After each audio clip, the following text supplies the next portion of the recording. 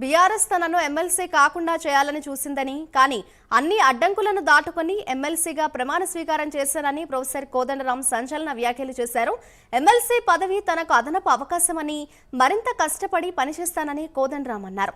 ఎమ్మెల్సీగా ప్రజలకు మరింత సేవ చేస్తానన్నారు.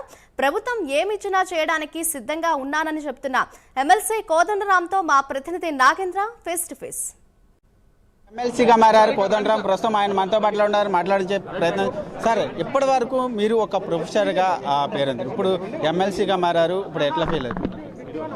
కొత్తగా ఫీలింగ్ ఏముంటుంది? ఉండదు. ఇది ఒక అదనపు అవకాశం. ఈ అదనపు అవకాశం దొరికినందువల్ల తప్పకుండా మాకున్న పనిని మరింత పెంచుకోవటానికి ఇది ఉపయోగపడుతుంది. తప్పకుండా పెంచుకుంటాం. మీరు గతంలోనే మండలి వరకు వచ్చి ప్రమాణ స్వీకారం చేసేందుకు వచ్చినప్పుడు బీఆర్ఎస్ అడ్డుకుంది, హైకోర్టులో కూడా కేసు వేసింది. దీన్ని ఏ విధంగా చూస్తారు? ఇప్పటి వరకు ఈరోజు మీకు ఎమ్మెల్సీగా బాధ్యతలు ప్రమాణ స్వీకారం చేయడం ఒక ఆటంకం దాటింది. నేను ఇంతకుముందు అన్నట్టుగానే ఇది ఒక అదనపు అవకాశం, మా పనిని మరింత పెంచుకోవటానికి, మరింత సేవ చేయటానికి కలిగిన అవకాశం. కాబట్టి తప్పకుండా కొంత సంతోషం ఉంటుంది.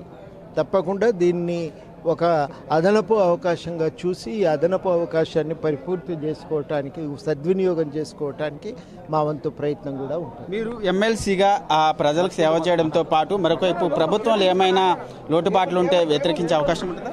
అది చూద్దాం సమయాన్ని బట్టి. వ్యతిరేకించడం అనేది దానంతటదే లక్ష్యం కాదు కదా. ఇంకా ఎమ్మెల్సీగా మీరు ఏ విధమైనటువంటి కార్యక్రమాలు చేయాలి చూస్తాం, మీకు మాట్లాడతాం. ఇవాళే ప్రమాణ స్వీకారం చేసాం కాబట్టి తప్పకుండా ఏం చేస్తాం, ఎట్లా చేస్తాం అనేది మీతో మళ్ళీ సమయం తీసుకొని మాట్లాడదాం. ఇవాళే అన్ని చెప్పవలసిన అవసరము కాదు, సందర్భము. ఫైనల్ గా కోదండరాం సార్ కేబినెట్ లో ఉంటారా? కోదండరాం సార్కి విద్యాశాఖ అప్పగించాలన్న డిమాండ్ ఎక్కువ ఉంది. అది చూద్దాం, గవర్నమెంట్ నిర్ణయాన్ని బట్టి ఆధారపడి ఉంటుంది. దాని మీద నేను వ్యాఖ్యానించదలుచుకోవాలి. ఇది మనం మొత్తాన్ని చూసుకుంటే కోదండరాం సార్ కొద్దిసేపటి క్రితమే ఎమ్మెల్సీగా ప్రమాణ స్వీకారం చేశారు. రాబోయేటటువంటి ప్రభుత్వంలో తనదైనటువంటి పాత్ర ఉంటుందంటూ కూడా ఆయన చెప్తున్నటువంటి పరిస్థితి అయితే కనిపిస్తుంది. వీడియో జర్నలిస్ట్ భావనితో నాగేంద్ర, హైదరాబాద్.